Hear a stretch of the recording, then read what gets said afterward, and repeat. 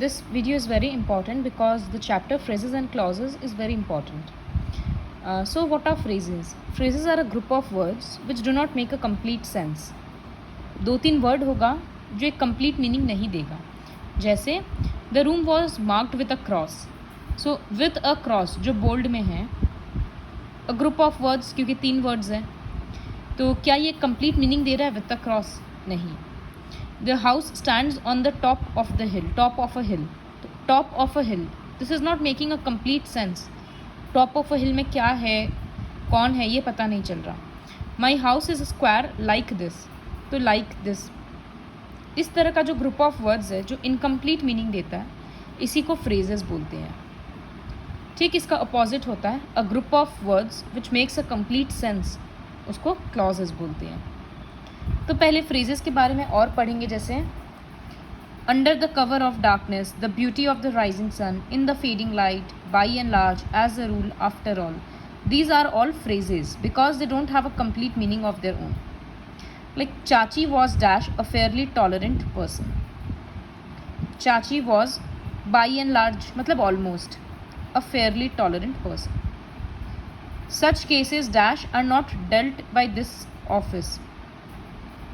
तो such cases as a rule are not dealt by this office. The painting was stolen by someone under the cover of darkness. So when these phrases are used with another phrases then or another clauses then they make a complete sense. उसको phrases बोलते हैं. इस chapter में जैसे हम लोग आगे बढ़ेंगे, चैप्टर का वर्कशीट्स इंपॉर्टेंट नहीं है, so just understand the concept of everything and I'll give you extra worksheets to solve. So this is all about phrases. Now comes clauses. Now there are a certain group of words which make a complete sense on their own. और हर एक group of word में एक subject होता है और एक predicate होता है. जैसे she heard a faint cry when she got back.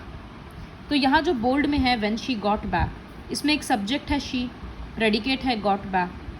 तो और when she got back एक complete meaning दे रहा है कि जब वो वापस आई. तो इसको हम लोग एक क्लॉज बोलेंगे.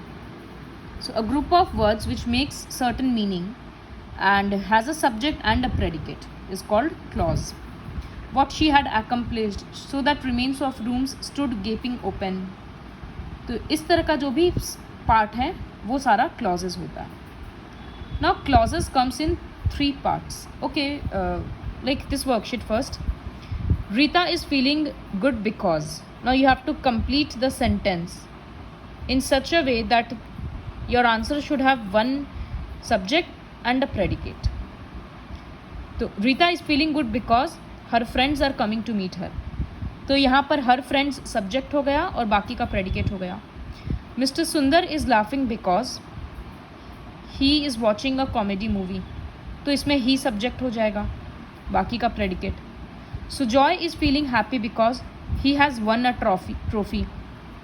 तो जो हम लोग ऐड कर रहे हैं he has won a trophy, he is watching a movie, तो ये सारा क्या है और एक्चुअली clauses हो रहा है. see, he has won a trophy. so here he is the subject and rest of the sentence is the predicate. so this is a clause.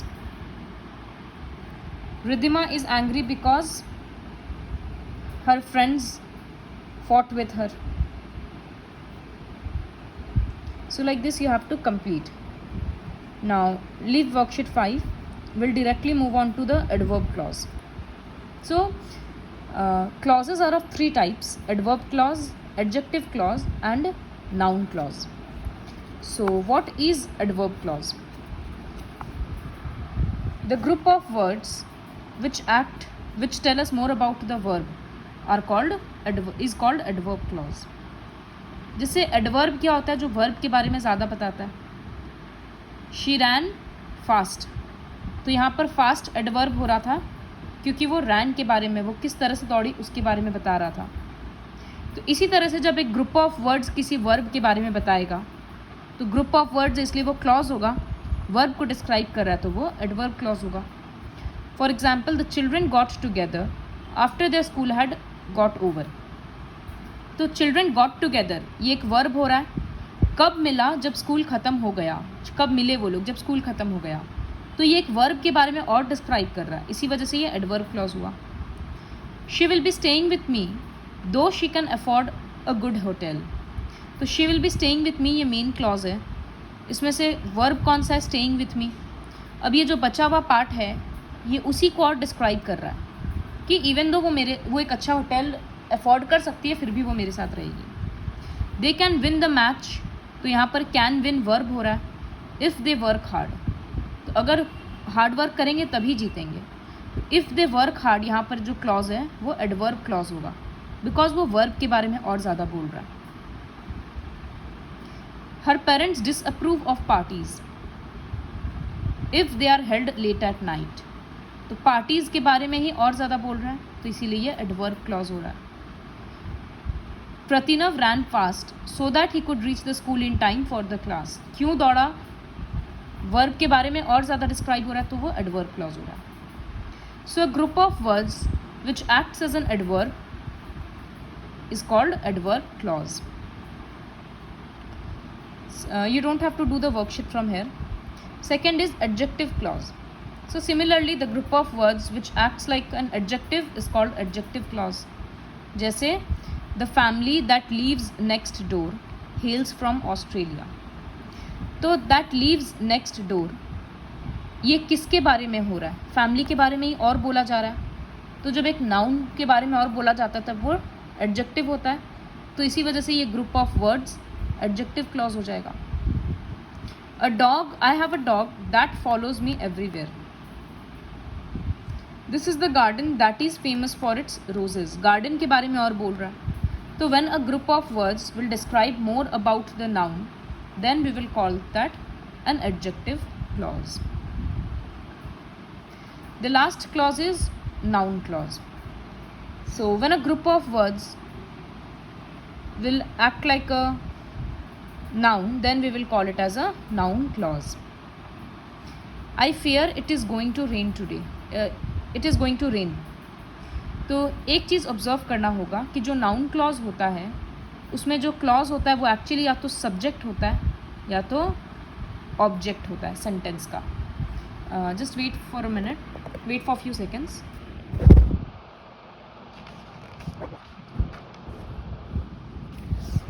Like the sentence I fear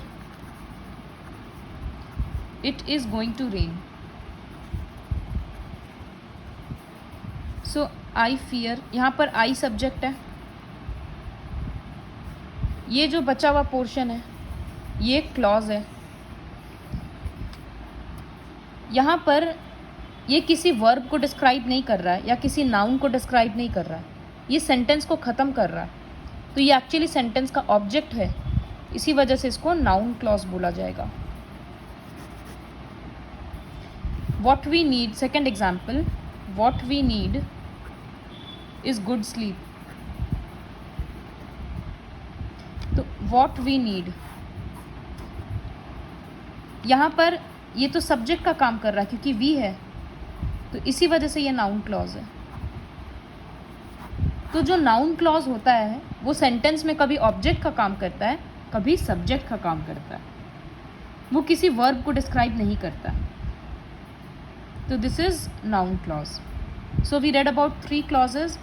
adverb clause जो किसी adverb का काम कर रहा था. I ran fast to avoid my friend. So I ran fast हो गया main. To avoid my friend, ये किसके बारे में बता रहा है कि दौड़े क्यों, तो इसी वजह से ये एडवर्ब क्लॉज हो रहा था. इसी तरह से adjective clause, the hat that I bought yesterday is very expensive. तो ये सिंपल ये भी तो लिख सकते थे, the hat is very expensive. ये जो पोर्शन हो गया दैट आई बॉट yesterday, ये तो एक्स्ट्रा है और ये किसके बारे में है, हैट के बारे में है, तो इसी वजह से ये एडजेक्टिव क्लॉज हो गया. एडजेक्टिव क्लॉज आइडेंटिफाई करने का बहुत ईजी वे भी है, अगर इसको हटा देंगे तो सेंटेंस कंप्लीट रहेगा. See the hat is very expensive, एक कंप्लीट मीनिंग दे रहा. Now we will look for a few words to identify noun clause, adverb clause and adjective clause. बहुत सारा वर्ड्स होता है जो सेंटेंस में लिखा रहने से हम लोग समझते हैं कि वो एडवर्ब क्लॉज है, एडजेक्टिव क्लॉज या नाउन क्लॉज है. तो नाउन क्लॉज के लिए वर्ड्स होता है that, whether, who, why, whom and so on. Adverb clause as, if, before, because, since, unless. और एडजेक्टिव क्लॉज के लिए वर्ड्स होता है हु, हुज, हुम, विच, दैट.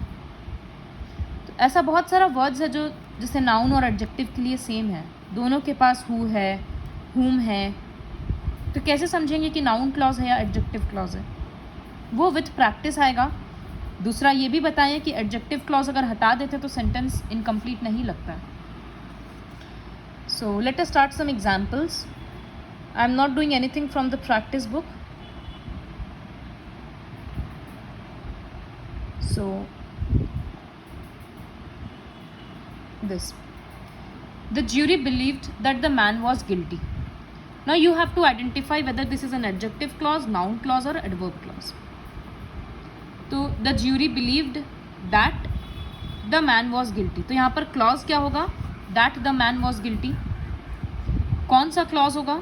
ये actually subject को, ये object है, तो इसी वजह से ये noun clause होगा.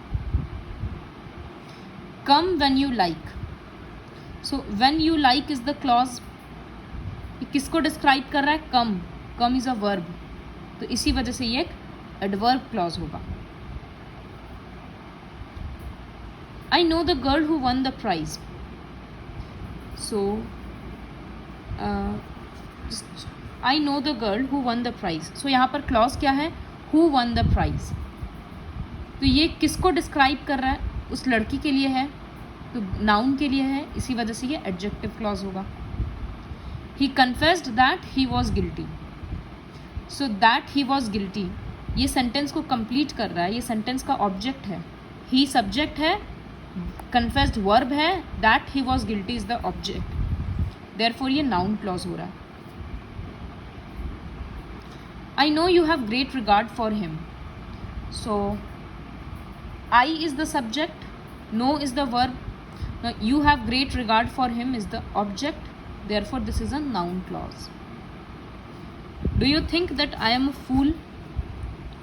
So do is the subject, think is the, sorry, you is the subject, think is the verb. तो that I am a fool क्या होगा? ऑब्जेक्ट हो रहा है, इसी वजह से ये नाउन क्लॉज हो जा रहा है. Before I die, I want to see Venice. So before I die I want to see Venice. यहाँ पर एक वर्ब के बारे में डिस्क्राइब किया जा रहा है, तो इसी वजह से ये एडवर्ब क्लॉज होगा. Next, see I have written adverb clause begins with before. तो ये वर्ड्स कभी कभी आइडेंटिफाई करने में हेल्प करता है. The hand that rocks the cradle rules the world. So the hand that rocks the cradle rules the world. Rocks the cradle, that rocks the cradle यहाँ पर clause होगा, और ये किसको डिस्क्राइब कर रहा है? उस हैंड को. therefore ये एडजेक्टिव क्लॉज होगा. Question number 9. I know a boy whose father serves in the army. Whose है, बॉय के बारे में है कि जिसके पापा आर्मी में सर्व करते थे, तो इसी वजह से एडजेक्टिव क्लॉज होगा. I will not go until he arrives. तो until he arrives is the clause. किसके लिए बोला जा रहा है कि हम नहीं जाएंगे? go के लिए है ये.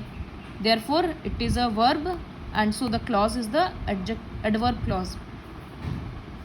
The coffee maker that I bought for my wife is expensive. So the coffee maker that I bought for my wife is expensive. इसमें clause क्या होगा? that I bought for my wife. तो ये किसके लिए यूज़ हुआ है? Coffee maker को और डिस्क्राइब कर रहा है, इसीलिए ये एडजेक्टिव क्लॉज होगा.